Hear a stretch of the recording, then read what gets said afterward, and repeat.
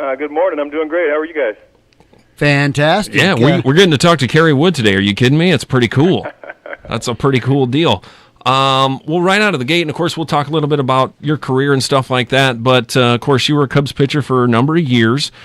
Started your career there, finished your career there. What do you think of the Cubs right now, where they're at, just a game up above the Brewers? Yeah, I mean, they're finding themselves in a tough spot. Obviously, last night's game's tough, and we're in a tight spot. This actually, I wish we were a little healthier. Obviously, we don't have Darvish. We've lost our closer. Mm-hmm. Morrow's kind of a big deal, I think. I think we've seen that a lot. Kind of a big deal, yeah. Your finishing guy, you'd like to have him dialed in going into the postseason. I feel confident with Strope back there, but not quite as confident with Moreau. But we've got Bryant back, which is nice to have him back in the lineup. Hopefully, he's still he's back to mid-season form, and hopefully everything's feeling all right, and we get him through the rest of the stretch. But they're in a tough spot. They found themselves in a tough spot. They got Milwaukee's right behind them.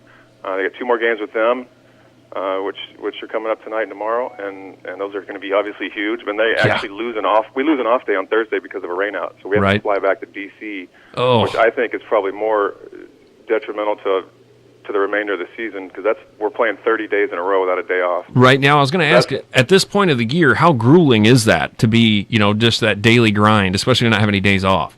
Honestly, that's probably worse than losing the series in Milwaukee, quite honestly, and we'll see that. Hopefully they can get in, pick up 2 games here against Milwaukee, get another game separation and sneak up to D.C. and somehow, pull one off there and just come back and kind of take a deep breath and get ready for the last 2.5 weeks. Yeah, it's like we need that spark at the plate. We need somebody to get red hot, and I think they did a great job getting Murphy in, and I think he's done really well, but obviously we're still having problems scoring runs. The pitchers seem to be doing their job. We kind of need some help in the bullpen. Kerry, you're not that old. Have you thought about, bump Theo Epstein like, hey, I've been pitching a little bit, and I could probably still play if I didn't have to throw a baseball. Go ahead.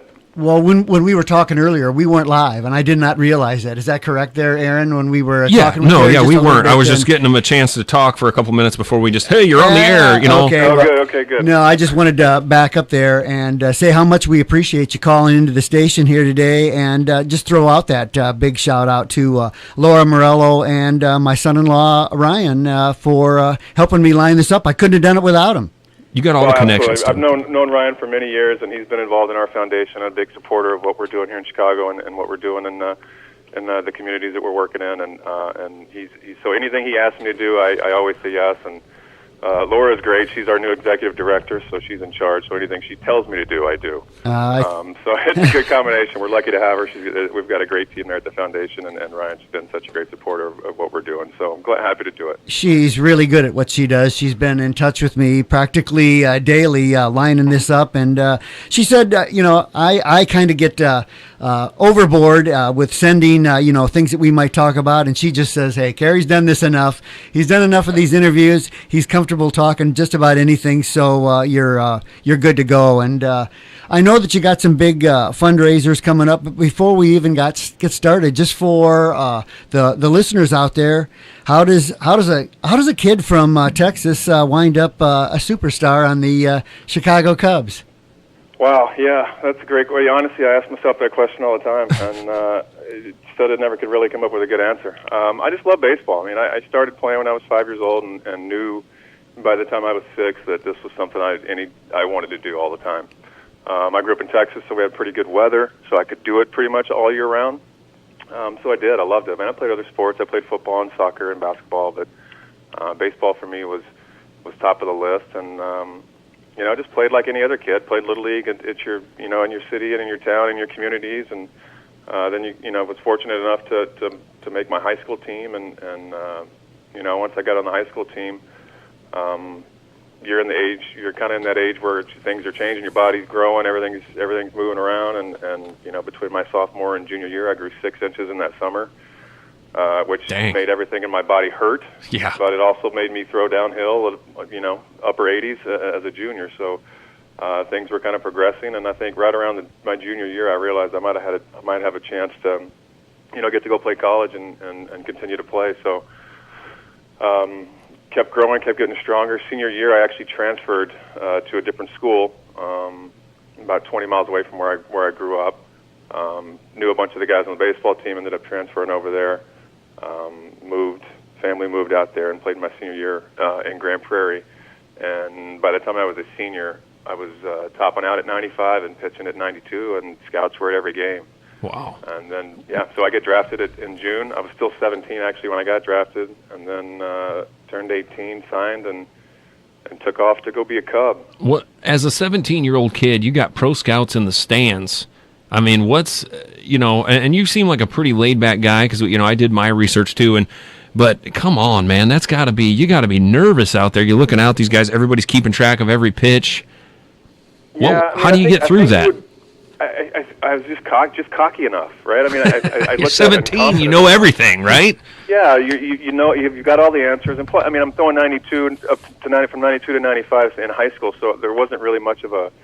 I mean, I wasn't out there struggling. Right. So Kids were probably scared. Like I was out there showing off. Yeah. It was more of a showcase every time I pitched. I looked at it as an opportunity to show everybody that was watching what I could do with a baseball, and never really looked at it as pressure. I looked at it more as fun, and it's Friday night, it's my night to pitch. That's awesome. Well, then now let's fast forward up here to you get to the Cubs, 1998, May 6th, your 5th start ever, and from what I read, you warmed up and you were just throwing wild pitches like crazy. You get out on the mound, and you promptly mow down 20 batters. You pitch a one-hitter, which that's also controversial, that hit in the 3rd inning.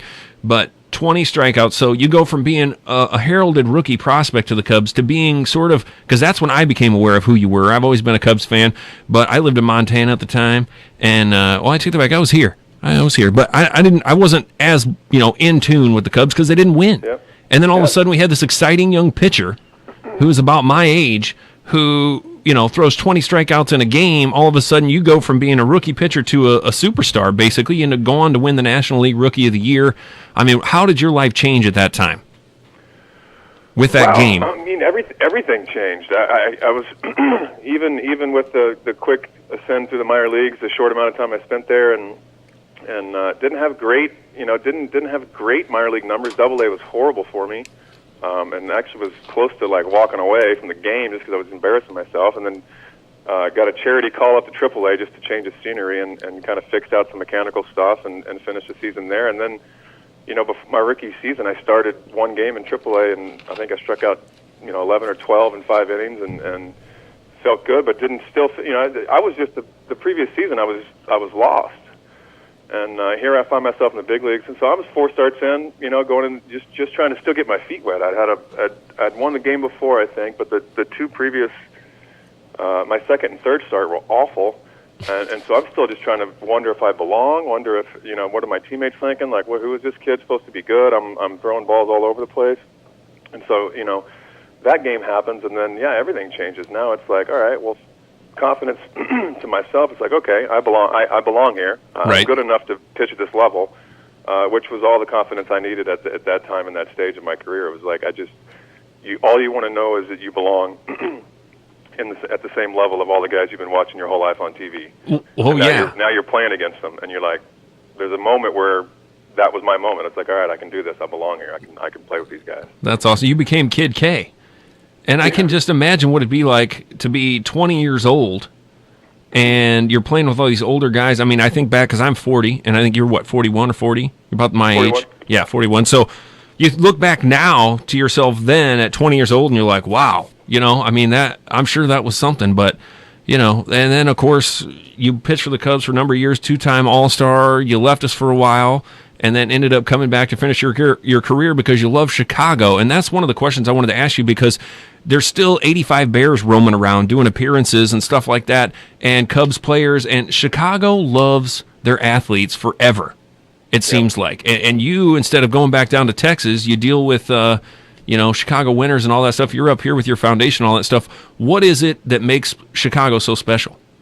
Well, I mean, I spent more of my life here than I have back in Texas at this point now. I mean, I left Texas at 17, or 18, but it's the city. It's embraced me. It embraced me at such a young age, and we went through a bunch of ups and downs, and the city has just embraced everything I've done foundation-wise, and my family, and met my wife here, and we've got 3 kids, so our kids are here, and we made that decision years ago that this was going to be, when I came back from Cleveland and re-signed here, that this was where home was going to be, and it's just it's where we want to be. It's just it feels like home. It feels comfortable. It's where we should be. When it's 30 below wind chill, then you blame your wife Sarah. Is that correct? Yeah, when the kids are out of school now, I'm going to be gone in the winter times. When the kids graduate, we're going to be getting out of here in the winter times. But at some point, 30 below is a little rough. I do question it around February. I'm like, why do we live here? Right. Every year, but. No, it's been beautiful. I've learned to embrace those winters, and it makes us Chicagoans for sure. Back to the game. Cub broadcaster Pat Hughes, he's seen a few games. He called it the most dominating performance he ever saw. And I loved a little clip I saw right after the game, and everybody sticking a mic in your face and asking you if you got the baseball. You said no. Hopefully you did wind up with that baseball. I've got it now. Yeah. All right, but I loved it. You said somebody said if you got fined for something. He said no. I'm sure I'm going to get fined for something. Yeah. That was a rookie. I'm definitely going to get fined for doing a post-game interview, waiting for the team having to wait on me to celebrate and all that stuff. So you gave all the credit to the fans and to Sandy, your catcher. Yeah, it really was. I was in such a zone. Literally me and Sandy were on such the same page, and then from the 6th or 7th inning on, every time I got 2 strikes on a hitter, the fans started to get all 11,000 of them or 14,000 of them would stand up and start cheering. So I was the least feeding off the energy of the fans for sure. And especially late in the game, they all, they let everybody come down close to the field.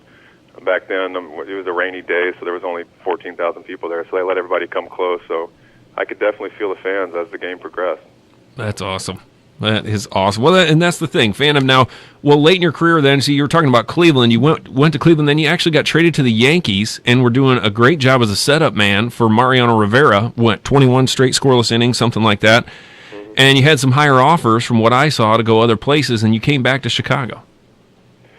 Yeah, it's just, at that time it was, I didn't want to leave in the first place. Cleveland was a bad year and a half for me, just from a career standpoint. I wasn't throwing the ball well. I had some blister issues. I went on the DL there a time or two, and it was just it wasn't ideal for the organization or for me. It just didn't work out. We got off to a bad start, and they dumped a bunch of players, and we started a rebuild. And so going to New York for me was just, it was a career saver. I was probably going to be close to retiring after that, and got into New York and had a good stretch, and was planning on going back to New York, and that didn't happen, and now I found myself looking to go somewhere. And obviously, the only place I want to go is back home and go to Chicago. But we're getting offers from other places. But at the time, Chicago was kind of in the same boat. Really wasn't in the market for spending money on an older player, closer, and all that stuff, and didn't have the money to spend. And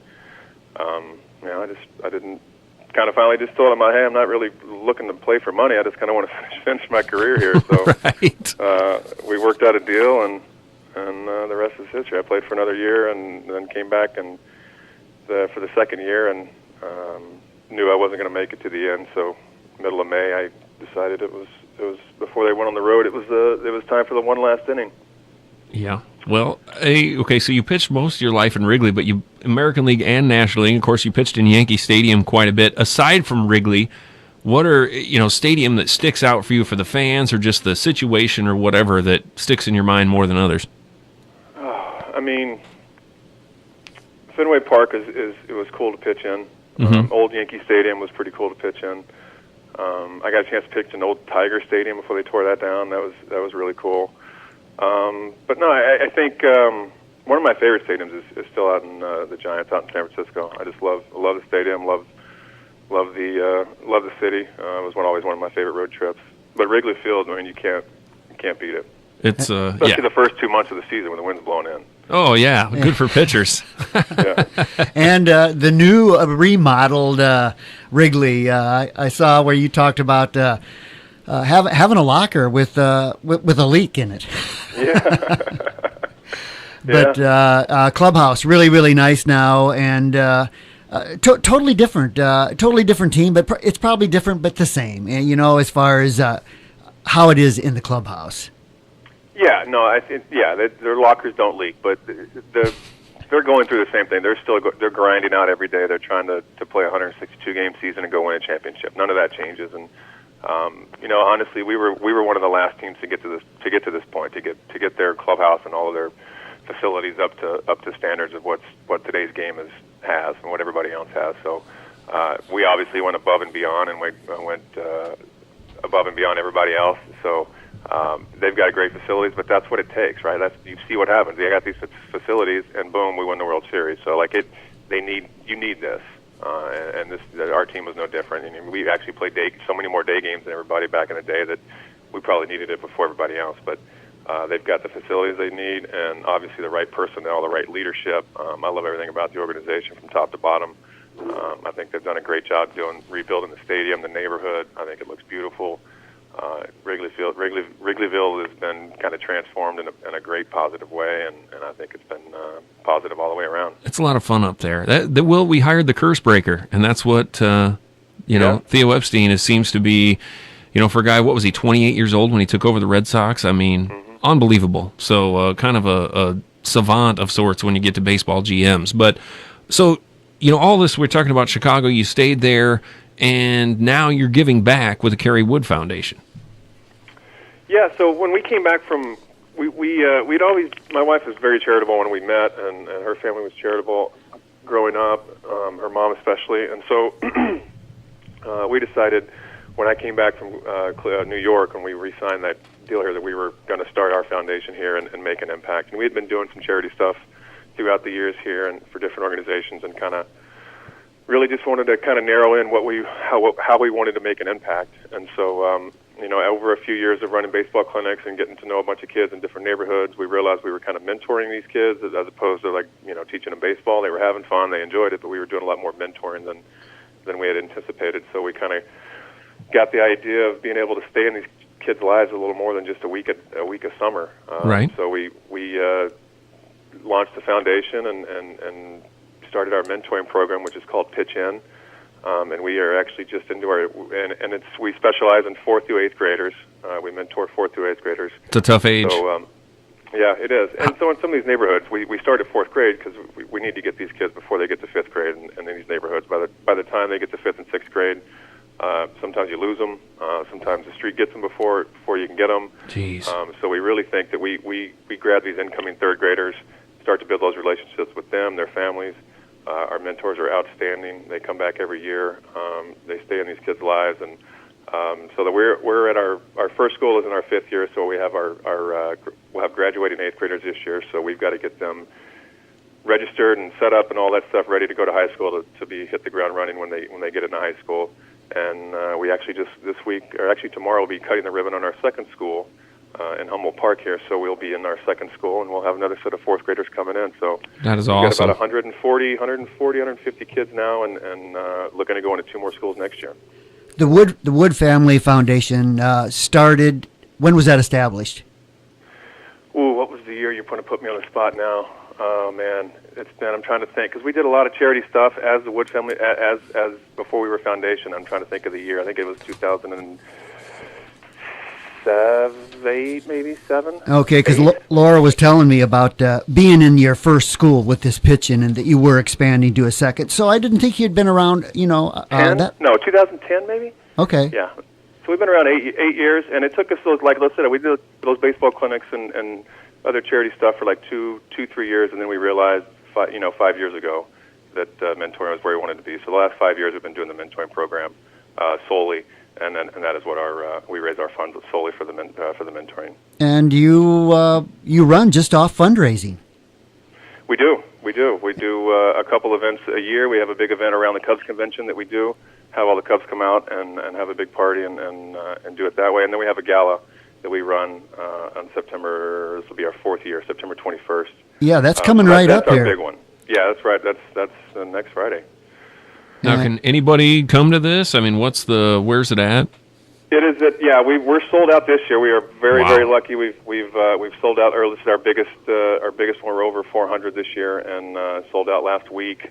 So things are going great. Hopefully we can grow next year and get bigger, and obviously get more people in the room and to learn about the foundation and what we're trying to do. So we were very fortunate this year. It's a big hit, but again, that's our big fundraiser for the year, and it funds these programs and other corporate donations throughout the year and charitable givings that we receive throughout the community has obviously helped us run it. But we couldn't do it without the partners that we have, for sure. I think we could. What do you think there, Aaron? I think we could be a part of getting the word out. Radio stations. We can, pump this foundation. Oh, absolutely. Actually, we've been talking about a little bit. We do a can drive here where we just have people drop off aluminum cans instead of throwing them away, and we've raised, nothing like you guys do, but we've raised over $7,000, and we've got you on the list for that for sure. So we'll be sending some your way too for the Wood Family Foundation. Well, thank you for that. That's much appreciated. I appreciate that very much. Thank you for your time, for calling in and talking to us. I got a couple more questions. Now, how old are your kids? I've got 12, 10, and 8. 12, 10, and 8. I got two, they're about to be 11-year-old girl twins. We've got 2 going on 15 and then a 4-year-old. So you're kind of slacking on the kid department, but we're going to let it slide. But, you got your own kids, but then, and you know how they're brought up, and they're okay. And then you go work with these kids that, home might not be okay, and you kind of give them that one thing they really need to keep them moving. And like you said, the street gets them. And we're talking about Chicago here, murder capital of the United States. So it's not like you're working in necessarily an easy environment. How rewarding is it to see a kid that you might have lost to the street instead make it through your program, and you see him as a person, a nice, somebody, a young man or lady who's looking at life like they've got it, and they can make something happen. Yeah, and I can't tell you, we've got a couple kids that are that we're getting ready to place in advanced, and they're going to, when we go to place them in high school, they're going to be in a really good situation, a little magnet opportunity. So. We've got a few of those. We also have, like you said, we've had some kids who were, when they were in 5th grade, I specifically remember 2 of them saying to my wife that those two are on the fence. They can go either way right now, and this is a pivotal year for them. And one stayed with us, one kind of went the other direction just for a little bit, and got into a little bit of trouble. And ended up working his way back to us, and he is actually going to be one of the ones that's heading to the magnet school and has got back on track. And so those are the stories and the whole reason why we do this. It's not for recognition. It's not for, hey, look what we're doing. This is real deal stuff. We're in there every day in these neighborhoods. We know their parents. We know their families, aunts and uncles, grandmothers, sisters, brothers, all of them. And it's an effort, and it takes all of us. It takes all the people that are involved to keep these kids straight and just a little nudge in the right direction. These kids, they've got it. They've got it figured out. They just need a little help, and that's what we provide. We provide that weekly, daily support. We're in the school every day. They know our staff's there. They know our mentors are going to be there at some point during the day, and so they can swing by and get that check-in, that consistency that they're craving. Man, it is awesome that you're so personally involved. Lots of folks do foundations. They stick their name on it, and then somebody else runs it. You're obviously out there every day, working on this thing.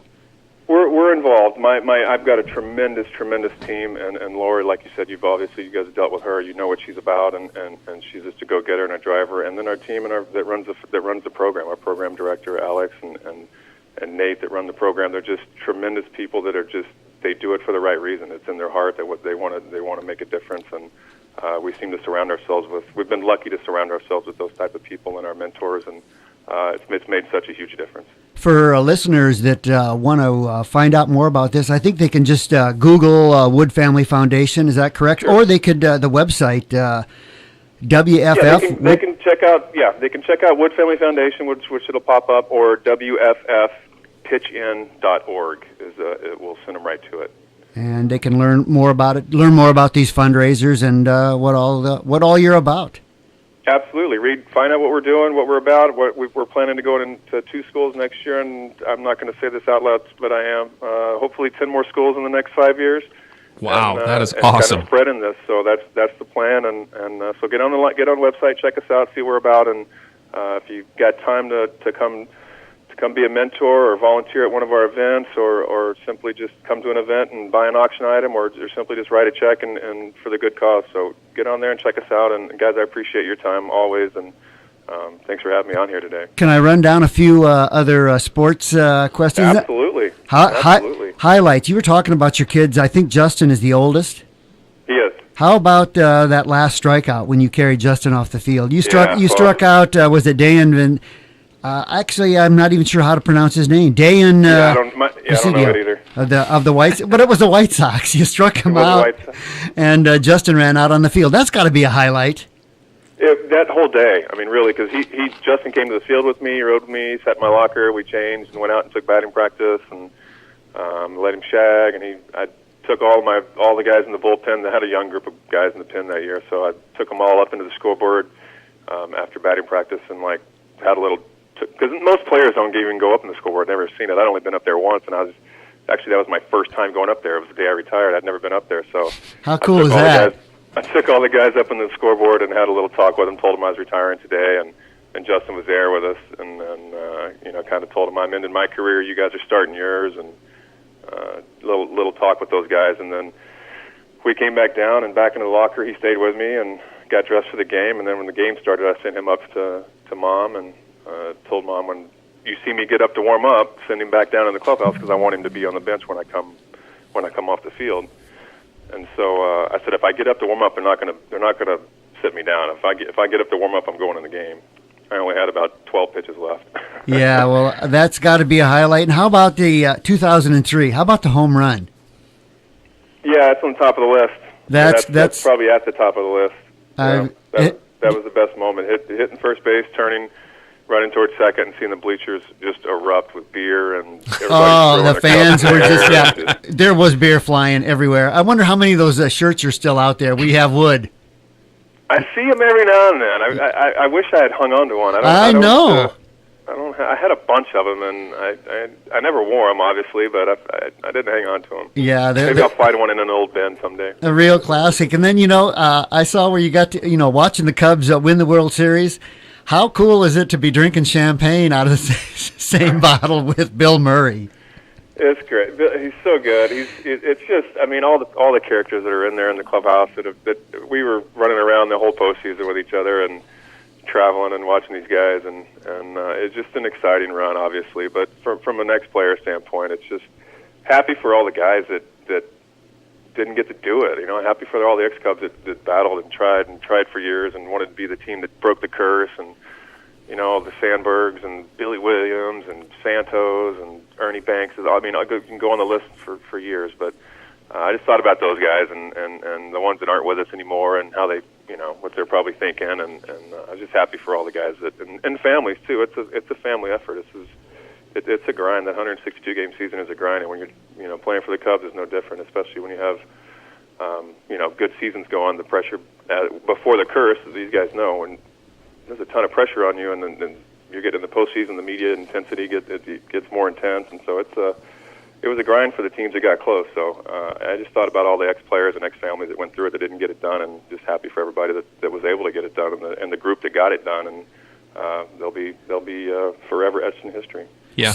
See if I'm even close on this for all of our listeners. Your final stats: 446 total appearances, 341 as a Cub, 178 starts, 3.67 ERA, 1,379 innings pitched, and 1,581 strikeouts. Does that sound right?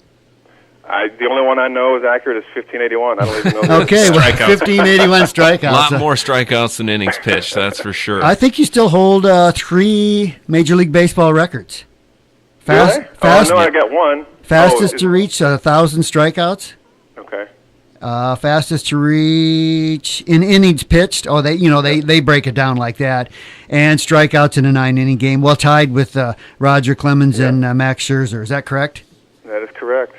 Yeah. Well, let's go back to the 20K game, and we'll let you go. I know you're busy, but any pitch, do you still think about that game, like the pitches, who you went up against, or is it just all a blur at this point?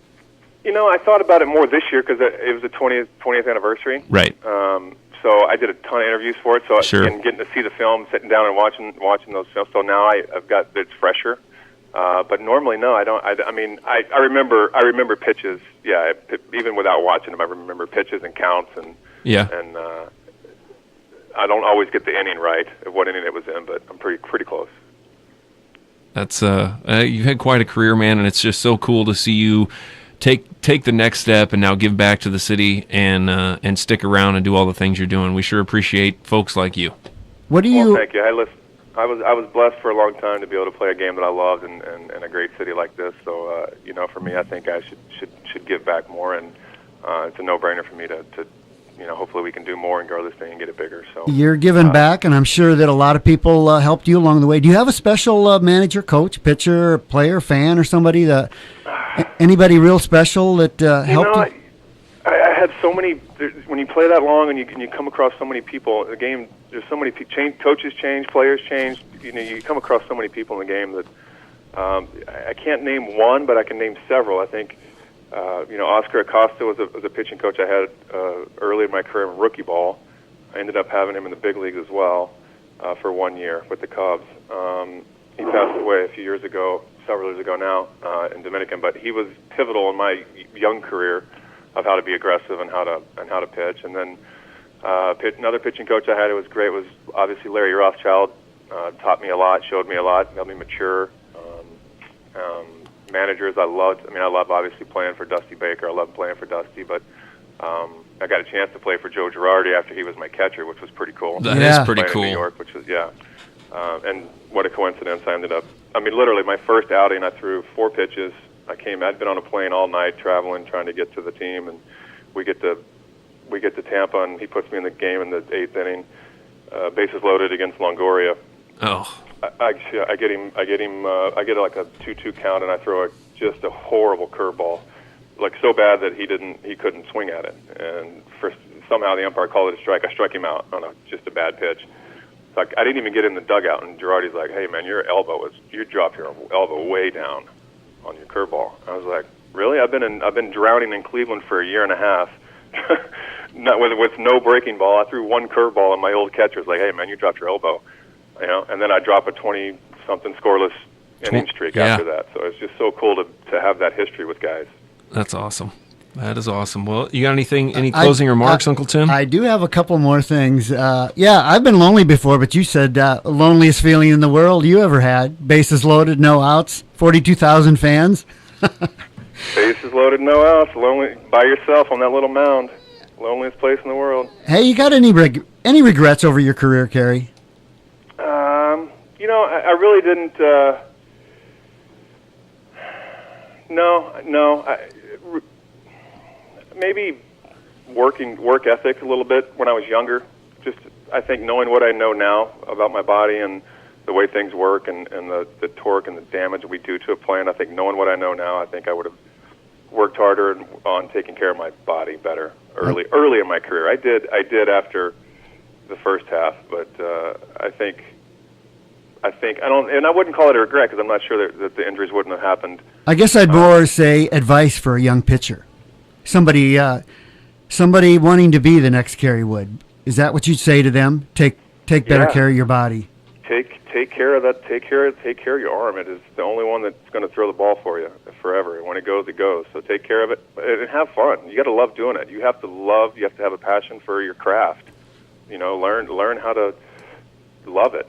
Just love being out there. There's no advice you can give somebody other than if they love doing it, work your butt off and go try to be the best. There was no recipe. I loved playing baseball. I had a good arm, and I wanted to play. I didn't want to stop playing.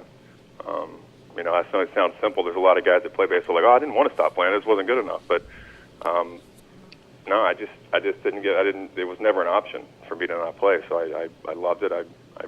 That's what I wanted to do. So I would just say, for young guys, if you love pitching, perfect your craft.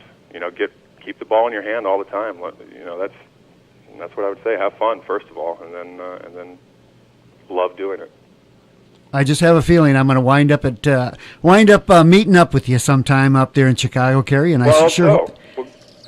Maybe Ryan will buy us a dinner. I'm hoping that we can talk Ryan into at least a dessert. Come on, man. Yeah. Hey, it's a radio station. What kind of music do you like, Kerry? Oh man, I'm anything. I'm a classic rock guy, but I'm a huge Pearl Jam fan. I got to know those guys.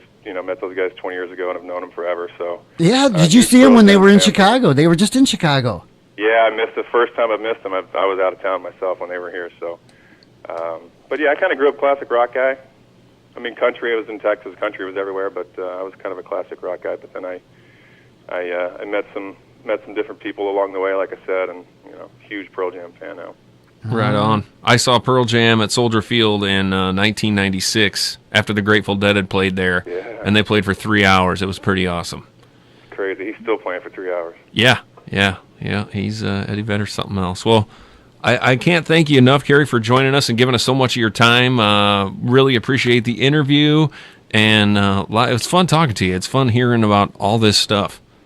Yeah, it's good talking to you guys. I appreciate you having me on, and it's always good to talk baseball and reminisce. So I appreciate you guys and for all the great questions, and thanks for getting the shout out about the foundation and what we're trying to do here. So I can't thank you enough for touching on that foundation. I encourage all of our listeners to just Google the Wood Family Foundation and check it out.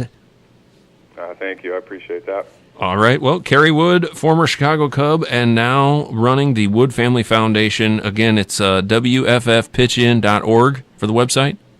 That's correct. All right. Well, hey, Kerry, have a great day. Say hi to Theo Epstein for us. We want to have him on next. We'll wait till after the season if we have to, okay? Perfect. I'll let him know. Hey, thanks again, Kerry. All right. All right. Thanks, guys.